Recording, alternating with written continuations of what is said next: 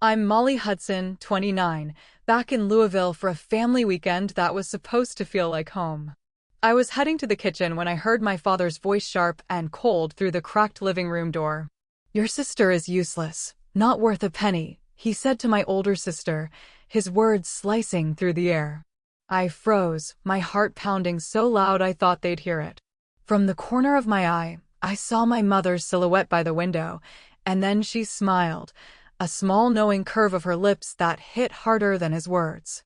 It wasn't just dismissal. It was betrayal carved out in front of me like I didn't exist. My hands shook as I backed away, the sting of being erased and my own family burning deep. Every ignored achievement, every moment they'd lifted my sister above me rushed back in a flood. I wasn't just invisible. I was disposable. That night in the guest room, I couldn't sleep.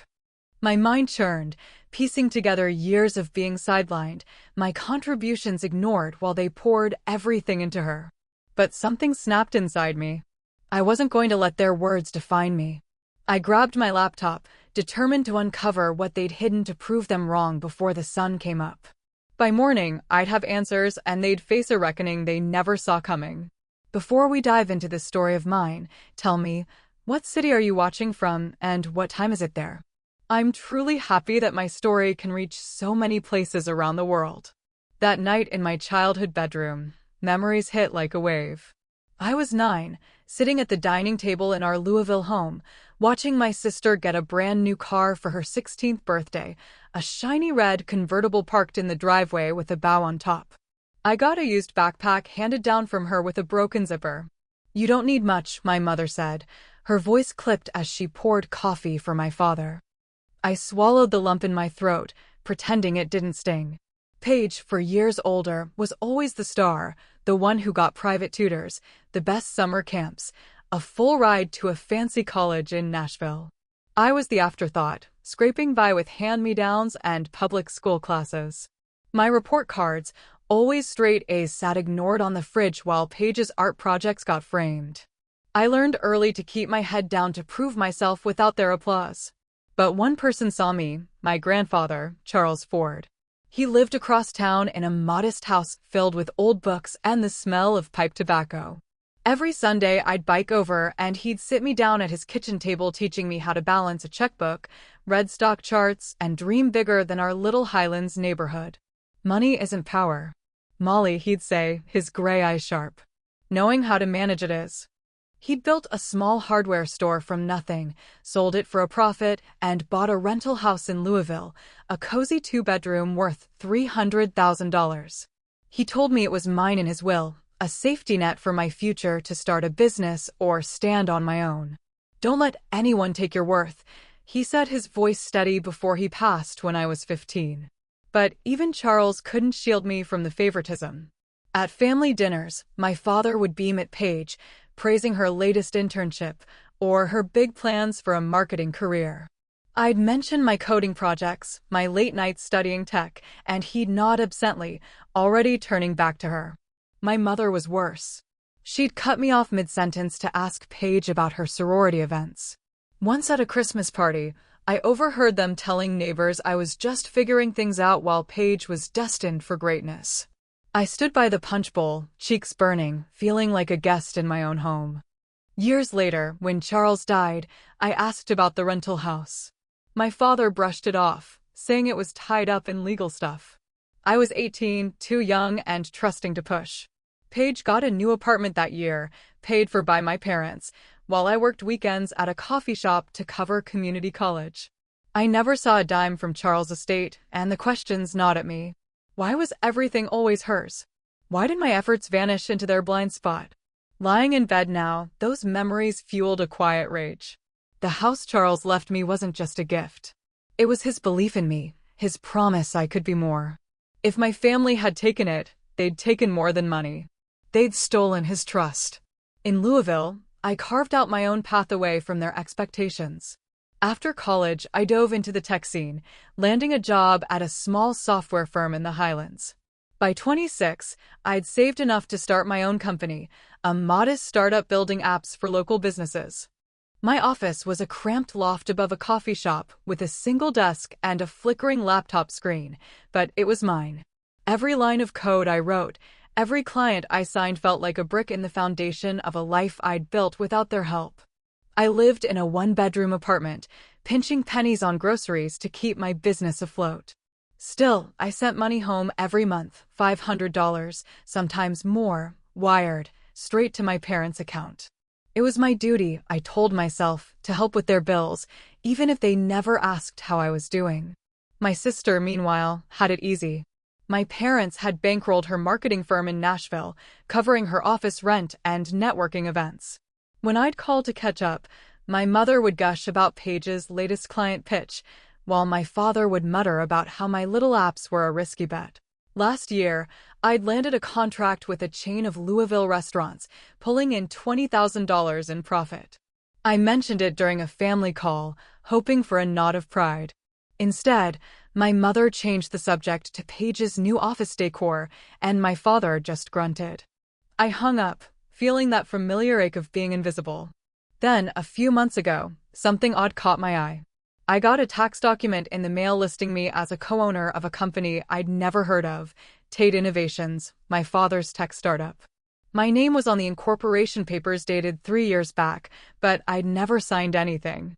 I called my father expecting an explanation. "It's just paperwork, Molly," he said, his voice casual like I'd found a typo. "Helps with the bank loans." I pressed for details, but he dodged, saying he'd handle it later. My mother chimed in, urging me to focus on my own work. Unease settled in my gut. Why was my name on a company I knew nothing about? And why hadn't I seen a cent of profit? I let it slide, too swamped with my startup to dig deeper. But after hearing my father's words last night, useless, not worth a penny, that tax document took on new weight. If they'd used my name without permission, what else were they hiding? I needed answers. And I knew who could help. Holly Finch, my best friend since college, was a paralegal at a local law firm. She had a knack for untangling messy paperwork and a non-nonsense attitude I trusted. I texted her at 2 o'clock in the morning, my fingers shaking as I typed, "Need your help. My family's hiding something big." She replied instantly, promising to meet me at her office first thing Saturday. Holly wasn't just a friend. She was my lifeline, the one who'd pushed me to start my company when I doubted myself. As I lay in bed staring at the ceiling, my mind raced. My startup was proof I wasn't useless. But it wasn't enough. My parents had taken my contributions for granted, funneled my money into their accounts, and now it seemed used my name to prop up their business. The rental house my grandfather had left me flashed in my thoughts. Was it tied to this? I pulled out my phone, scrolling through old texts from my father, looking for clues. One message from last year stood out. "Don't worry about Grandpa's estate. It's sorted." Sorted how I wasn't going to wait for their excuses anymore. With Holly's help, I'd dig into Tate Innovations and find out exactly what they'd done behind my back. The next morning, Holly and I were digging through documents at her office. Her desk was a chaos of folders and coffee cups, but Holly's focus was razor-sharp. As a paralegal, she'd handled enough shady contracts to know where to look. We started with Tate Innovations, my father's tech startup. Holly pulled up the company's public records on her computer, her fingers flying across the keyboard. My name stared back at us from the screen listed as a co-owner, just like the tax document I'd found months ago. But the details made my stomach churn. I held a 10% stake dated 3 years back with no voting rights or dividends. "This is a shell game," Holly said, her voice low. "They used your name to boost their loan applications, but you get nothing." Next, we tackled my grandfather's estate. Holly called in a favor from a clerk at the Jefferson County Courthouse who emailed us Charles Ford's will. The document was clear. He'd left me a 2-bedroom house in Louisville's Highlands, valued at $300,000 to secure Molly's future. My heart sank as Holly cross-checked property records. The house had been transferred to Tate Innovations 2 years ago, listed as a company asset. "This can't be right," I whispered, my hands clenching. I'd never signed any transfer papers. Holly's eyes narrowed as she pulled up a digital copy of the deed. There it was, my signature looped and precise on a document I'd never seen. "That's not mine," I said, my voice shaking with anger. Holly nodded, her jaw tight. "It's forged. Your father played dirty." We dug deeper, piecing together the timeline. The transfer happened 6 months after Charles's death when I was still in college, too busy to question my parents' vague answers about the estate. Holly found bank records showing Tate Innovations had used the house as collateral for a $200,000 loan. My father had leveraged my inheritance to fund his company, leaving me with nothing but a title on paper. I leaned back in the chair, my chest tight. Every wire transfer I'd sent home $500 a month for years flashed through my mind. I'd thought I was helping my family, but they'd been milking me while cashing in on Charles's gift. Holly printed out the key documents, the will, the forged deed, and the company's incorporation papers. "This is enough to nail them," she said, stacking the pages neatly. "The forgery alone could land your father in court." I stared at the papers, my anger boiling over. Charles had believed in me, trusted me with that house to build my own life. My parents hadn't just taken it. They'd erased his faith in me. My sister, too, must have known something, basking in their support while I scraped by. The betrayal cut deeper than my father's words last night. This wasn't just about money. It was about wiping out my worth, my future, my grandfather's promise. I paced the office, my mind racing. Confronting them was the only way forward. I imagined walking into the dining room tomorrow, laying out the evidence, watching their faces as I exposed their lies. Holly grabbed my arm, her voice steady. "Molly, you've got this, but you need to stay calm. Hit them with facts, not feelings." She was right. I couldn't let my rage cloud my plan. I'd spent years proving I wasn't useless building my startup from nothing. This was my chance to take back what was mine to make them face the consequences. That evening, with papers spread across my desk, I planned my move. Holly and I were back at my apartment, the printer humming as it turned out copies of Charles's will, the forged deed, and Tate Innovations incorporation papers. Each page felt like a weaponized proof of my family's betrayal. Holly organized them into a neat binder, labeling sections with sticky notes will deed company records. She'd seen enough legal battles to know presentation mattered. "You need to hit them hard, Molly," she said, her voice firm. "No gaps, no doubts." I nodded, my resolve sharpening with every document we stacked. These weren't just papers. They were my grandfather's trust, my stolen future laid bare for everyone to see. Holly insisted we rehearse. She sat across from me, playing the role of my father, then my mother, testing my delivery. "Start with the will," she coached. "Lay out Charles's intent, then show the forged signature. End with the company papers." I practiced my voice studying as I recited the facts. The house worth $300,000 my name used without consent, the loan they'd secured with my inheritance. At first, my words stumbled, tangled with anger, but Holly was relentless. "Don't let them sidetrack you," she said, mimicking my mother's dismissive tone. "Stay on point. Facts, not feelings." By the third run-through, I could present the evidence without my hands shaking, my tone sharp and unyielding. Holly grinned, tossing me a pen. "You're ready to bury them." Next, I turned to my financial records. I opened my banking app, pulling up 7 years of wire transfers to my parents' account. I tallied every payment, $500 a month, sometimes more, totaling $40,000 since I'd started working. I typed a summary listing dates and amounts, my fingers trembling as the numbers added up. I'd sent that money thinking it was for their mortgage, their groceries, their life. They'd taken it while signing my name on their company, profiting off my grandfather's gift. The realization burned, but I channeled it into focus, printing the summary to add to the binder. This wasn't just about the house. It was about every dollar I'd sacrificed, every moment they'd dismissed me. We planned the confrontation for Sunday morning during the family breakfast they always insisted on when I visited. It was the perfect stage. My father at the head of the table, my mother pouring coffee, my sister texting under the table. I'd walk in with the binder, lay out the evidence, and demand answers. Holly and I mapped out every detail. I'd start by asking about the house, then present the will, the forged deed, and the company records. If they denied it, I'd show the financial summary, proving I'd funded their lies. Holly warned me they'd try to twist the narrative. "Your father will play the victim," she said. "Your mother will guilt trip you." Don't let them. I nodded, picturing their faces. My father's smug confidence. My mother's fake concern. My sister's oblivious smirk.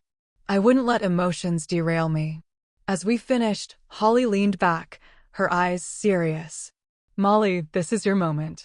You're not just fighting for the house, you're fighting for you. Her words hit hard, echoing Charles's lessons about standing tall. I'd spent years proving I wasn't useless building my startup, sending money home, only to learn they'd used me. Tomorrow, I'd face them not as their daughter, but as someone demanding justice. That dinner, the dining room felt like a courtroom. I walked in with the binder under my arm, my pulse steady. Despite the weight of the moment, my father sat at the head of the table sipping coffee. My mother, Nancy Tate, was arranging a platter of pancakes while my sister, Paige Tate, scrolled on her phone oblivious. I set the binder down with a deliberate thud, their eyes snapping to me. We need to talk about Grandpa's house, I said, my voice clear. And why my name's on your company, Dad? William's cup froze midair, his brow furrowing. NY's smile faltered, her hands hovering over the table. Paige looked up confused, her phone forgotten. I opened the binder, sliding Charles's will across the table. Grandpa left me a house in the Highlands worth $300,000. It's mine, not Tate Innovations. William leaned back, his face hardening. This is family business, Molly, he said, his tone patronizing. We made decisions for everyone's benefit. I didn't flinch, pushing the forged deed forward. Then explain this. My signature on a transfer I never signed. NY's eyes darted to William, her voice sharp. You're misunderstanding, Molly. It's complicated, paperwork gets messy. I shook my head, laying out the company records. My name's listed as a co-owner, but I get no profits, no votes. You used me to secure a $200,000 loan. That's not a misunderstanding. That's deliberate. Paige's jaw dropped, her eyes flicking between the papers and our parents. Wait, you used her name? She asked, her voice cracking. William waved her off. Stay out of this, Paige. It's under control. But Paige wasn't listening, her face paling as she scanned the forged deed. I pressed on, my voice rising but controlled. I sent you $40,000 over 7 years, thinking it was for the family. You took my money and my inheritance, then called me useless behind my back. Nancy clutched her napkin, her eyes glistening. We needed it, Molly. You don't know how hard it's been.